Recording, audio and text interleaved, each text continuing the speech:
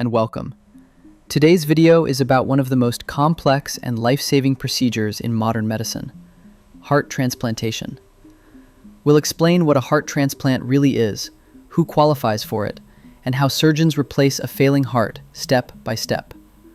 Before we begin, if you find medical content like this helpful, don't forget to like the video and subscribe to the channel. The heart is an incredibly powerful muscle. On average, it pumps about 5 liters of blood every single minute. However, despite its strength, the heart has a very limited ability to repair itself.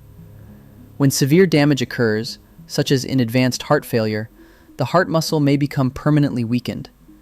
In those cases, medical treatment alone is no longer enough, and the only remaining option may be replacing the heart entirely. But is heart transplantation available to everyone? The answer is no. Heart transplants are performed under very strict medical criteria. The patient must be in the final stage of heart failure, yet healthy enough overall to survive the surgery and long-term treatment. Most candidates are under the age of 65 and do not have serious chronic illnesses, especially immune system disorders or cancer. After extensive medical testing and approval by a specialized transplant team, the patient is placed on a waiting list. This waiting period can last weeks, months, or even years. So where does the new heart come from? Heart transplants rely on donors who have been declared brain dead, but whose hearts are still functioning normally. Some donors register to donate their organs before death, while in other cases, family members give consent under government and medical supervision. However, having a donor heart available does not mean it can go to just any patient. There must be a close match between the donor and the recipient, including blood type, body size, gender, and immune system compatibility. This matching process reduces the risk of the body rejecting the new heart. Once a suitable match is found, the patient is urgently called to the hospital, and the operation begins.